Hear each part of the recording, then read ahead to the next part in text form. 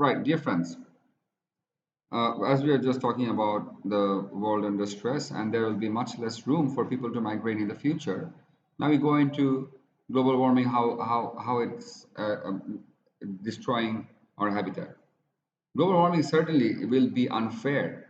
Of course, it's unfair, but it's only unfair to people who are not directly getting benefited from the industrialization, or people who do not use electricity as much, but then they have to pay the price because there is severe weather conditions, even if they're not using fossil fuel or electricity or any other kind of luxury.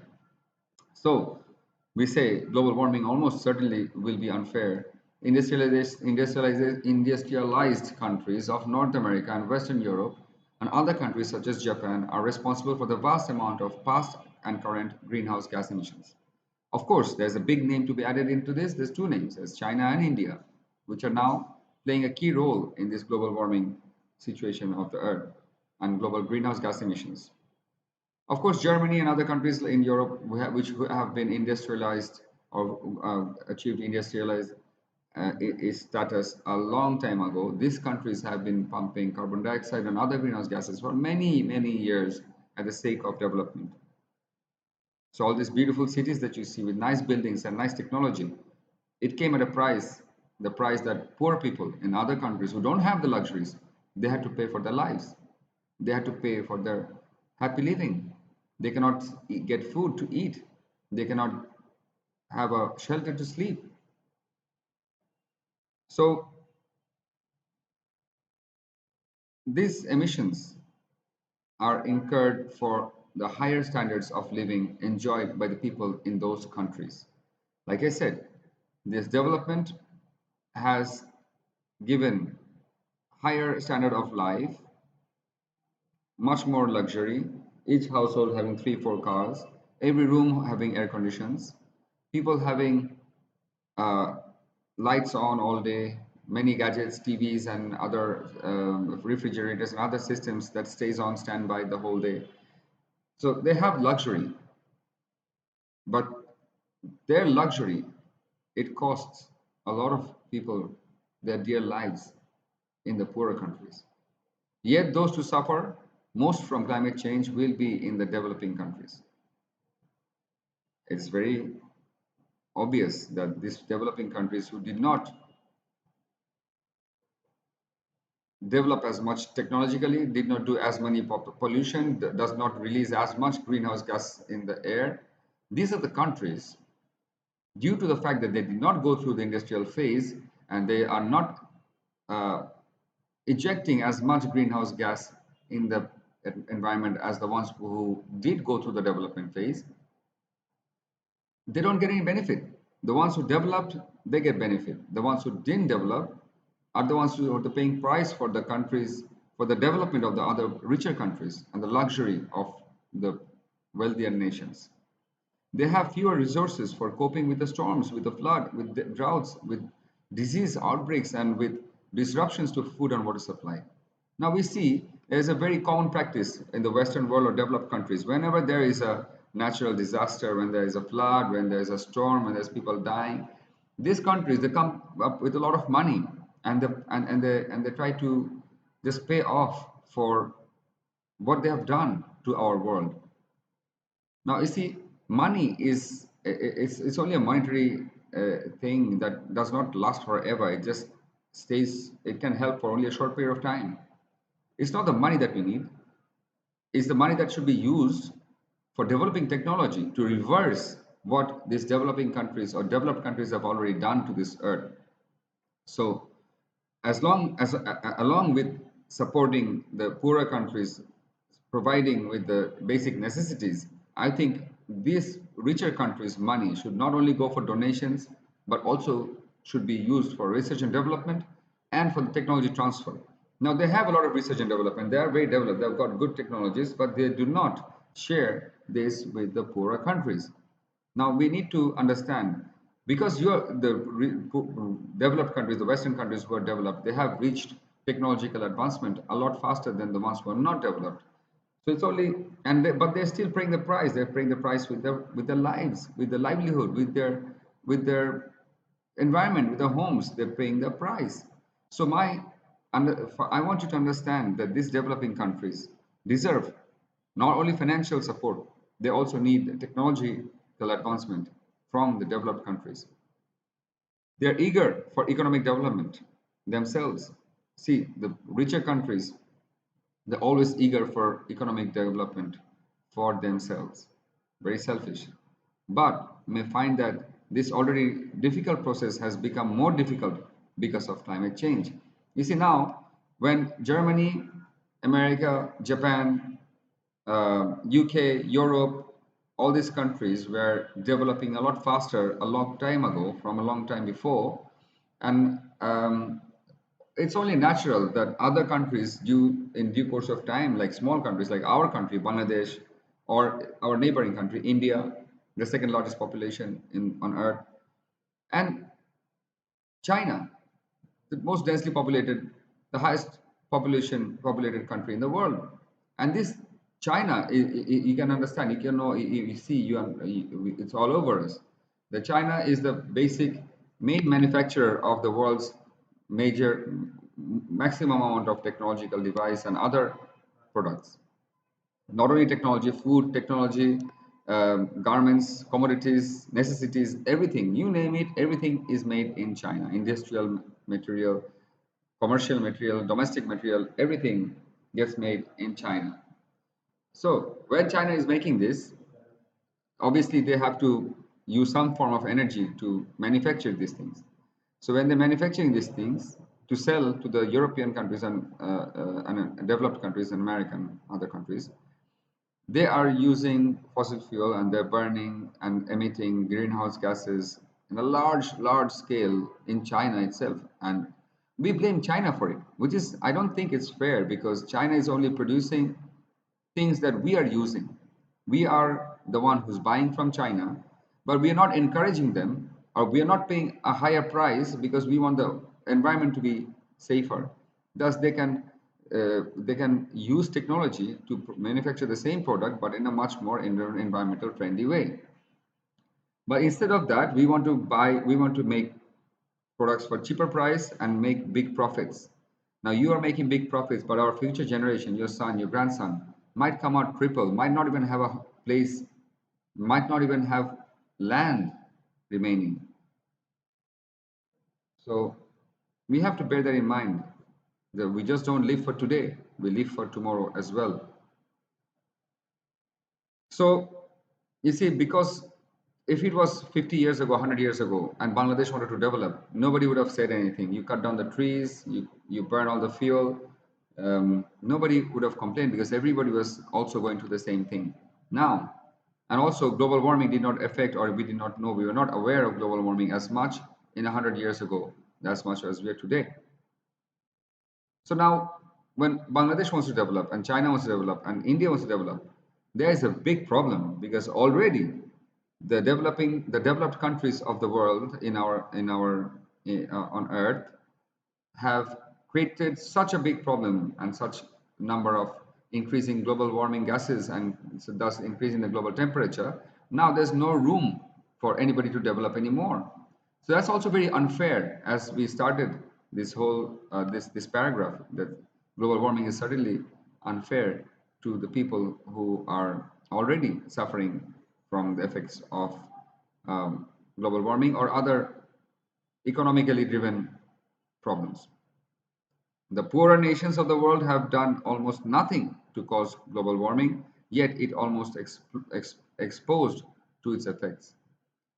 Like I said, African countries, Asian countries, our small poorer countries, or not poorer countries, economically less developed countries, suffered the most. If you remember, only now recently Bangladesh have achieved middle status, mid-income status, and we have gained in our economy, we have gained in technology, we have become a much more stronger nation that we used to be 50 years ago, or even 20 years ago, or even 10 years ago. So when our people suffered the most, I remember severe floods even in Dhaka city, in 1988, 96. number of times every when we were kids, it was especially in the 80s and early 90s, the floods were so much severe and so much more horrific. And then when the floods happened and people died and everything happened, environmental researchers came out that per capita global warming gas, greenhouse gas emission per capita in Bangladesh, which is also a densely populated country with 190 million people, is less. It's almost none. We do not do any emissions. We are in the negative value for global greenhouse gas emissions, whereas per capita GHG emission or per capita uh, pollution, even if you want to say, in the developed countries are far much higher. It's almost um, every individual almost pumps in a few hundred tons of carbon dioxide in the atmosphere every year, or they contribute to the emission of carbon dioxide, or the nation itself has done so much deforestation and it's cutting down so much trees and it's developing so much and emitting so much gases in the air. When you count it down, when you break it down by the population, number of population in that area, in that country, it shows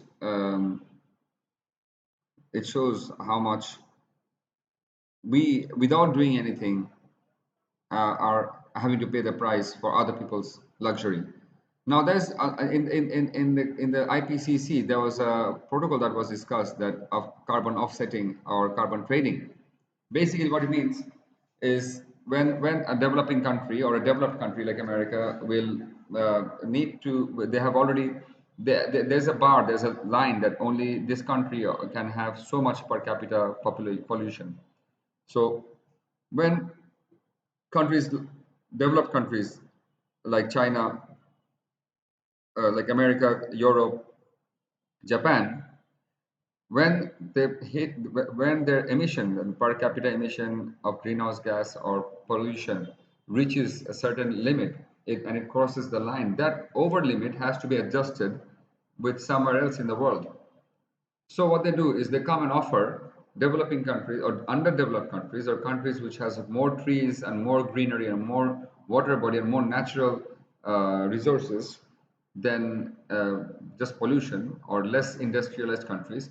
They come and make a deal with these countries that we will give you so much money to plant so many trees and to make such area green area, and to emphasize on becoming green and cutting down on pollution, cutting down on GHG emission, so that our emission is in far less and their emissions far higher, and it can be counteracted, it can be balanced. Thus we call it carbon trading. um, Like I said, the poorer nations of the world have almost nothing. They did not do anything to contribute to the global warmings today, but they are already having to pay the price, a much higher price than the ones who actually enjoying the development. Now, one of the uh, most worst side effects or effects of global warming, greenhouse gases, is acid rain. Acid rain is caused by the release of sulfur X and sulfur oxide and nitrogen oxide from combustion of fossil fuels, which then mixes with water vapor in the atmosphere to form sulfuric acid and nitric acid respectively. You can see from this figure the industries and the household or coal-fired electric facilities, where basically power plants where they use coal to manufacture electricity, and other sources that burn fossil fuels emit sulfur dioxide and sulfur dioxide, nitrogen oxide in the atmosphere. Now this then goes up, mixes with the H2O or in the water vapor, and then becomes acidified from gas to acid form, and then comes down in the form of rain in other part of the region. Now you see, this is the place that did all the industrialization and development, and they have nice buildings and big car and everything, and I'm sure they have a lot of luxury in this part. Now, when the gas went up, it mixed with the cloud, here and became acid and flew. Say this is Bangladesh or India, and they made all the industries and buildings possible. And the cloud from there very happily slowly moved over to Bangladesh and rained down here, putting all the acid that they took off, that came out from India, and they came and destroyed the land and the cars and the vegetation in Bangladesh.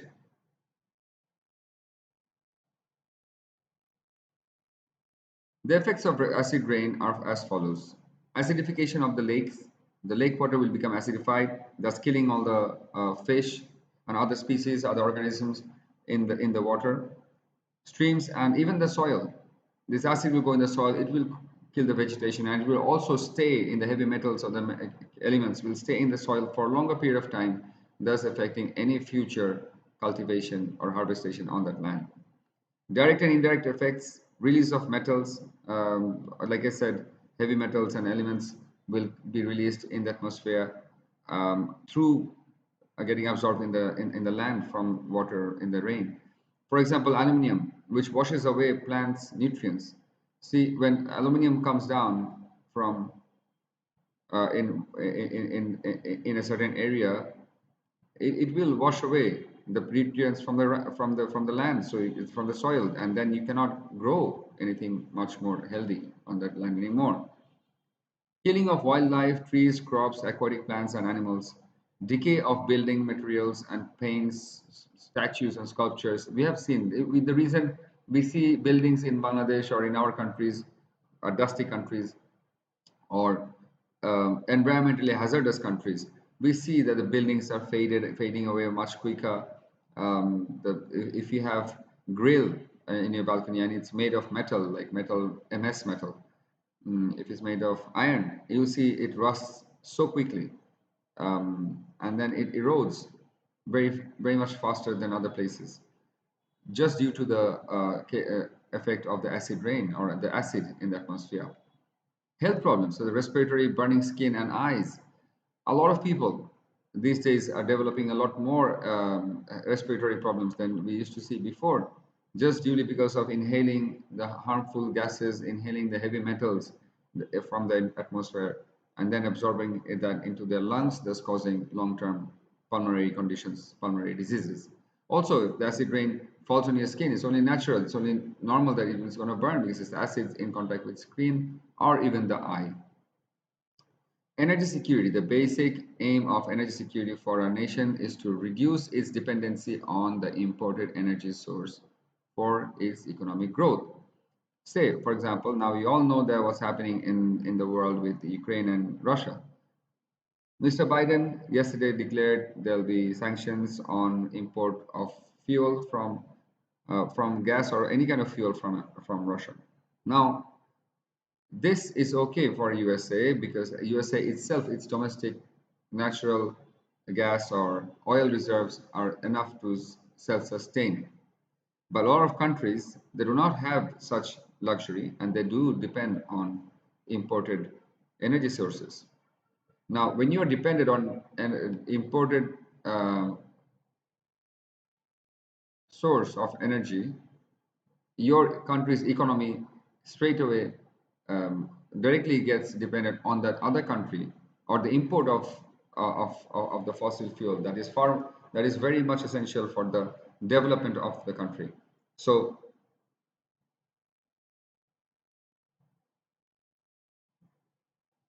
like I said, the basic aim for energy security is for a nation to reduce dependency on other countries. So if America was dependent on Russia for its imports of natural gas or oil, then they would not be able to say or stand against Russia or Russian oppression in Ukraine. So, you see, energy security is very much important. It's a vital key thing for any country's economy to develop, as to any country's industry to work, any country's social security, electricity, transportation, communication depends on energy security. So if you have less natural resources in your country and you have to import from neighboring countries, your energy security is already in threat because you never know when this other country is going to say, no, I'm not going to give you any more, or I'm going to put the price up.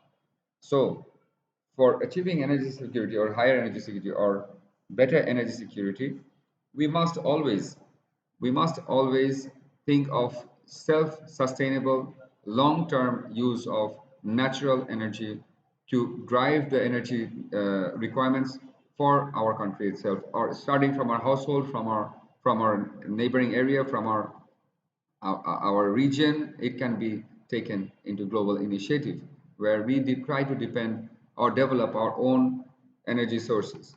If you do not have natural fossil fuel reserves, we can always, because of technology development, now it has become very readily available. We can always move towards achieving renewable energy based economy or renewable energy based energy sector. India will continue to experience an energy supply shortfall throughout the forecasted period. This gap was widened since 1985 when the country became a net importer of coal.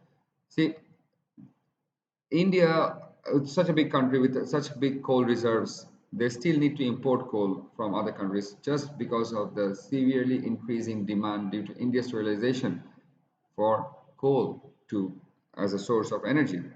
India has been unable to raise its oil production substantially in the 1990s. Rising oil demands of close to 10% per year has led to sizable oil import bills. See, India has still not been able to produce or extract as much oil that they would like to, that they wanted to, or they need to be able to sustain themselves in the 1990s.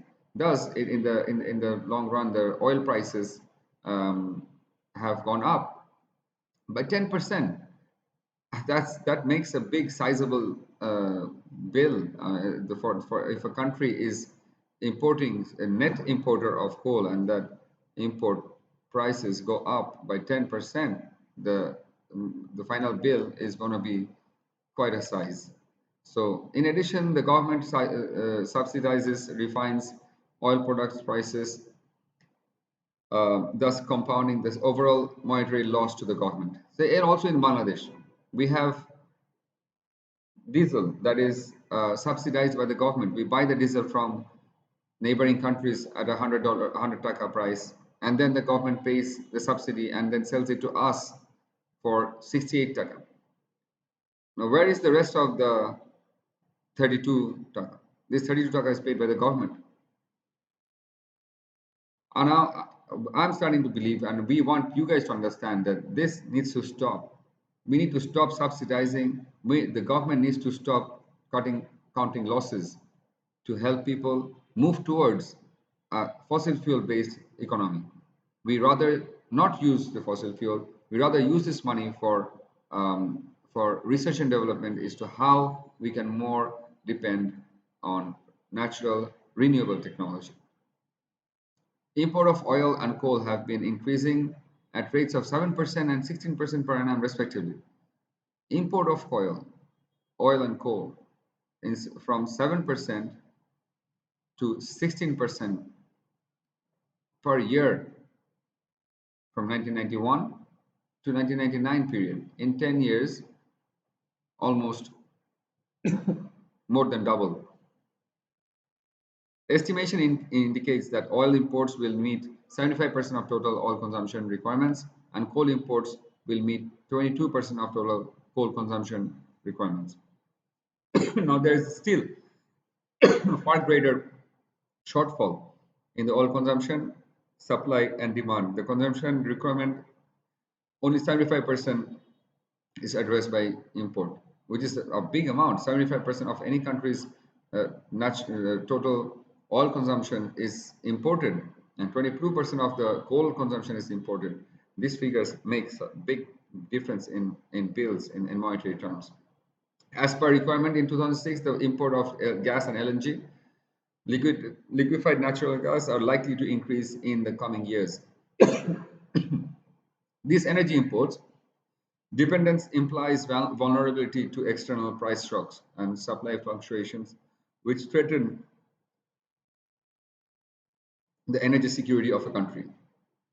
Increasing dependency on oil imports means reliance on imports from the Middle East, a region susceptible to disturbance and consequent disturbance of oil supplies, disruption of oil supplies. This calls for diversification of source of oil imports. The need to deal with oil prices fluctuations also necessitates measures to be taken to reduce the oil dependency of the economy, possibly through fiscal measures to reduce demand, and by developing alternatives to oil such as natural gas and renewable energy. Some of the strategies that can be used to meet future challenges to their energy security are building stockpiles, diversification of energy supply sources, increased capacity of fuel switching, demand resistance, development of renewable energy sources, and energy efficiency.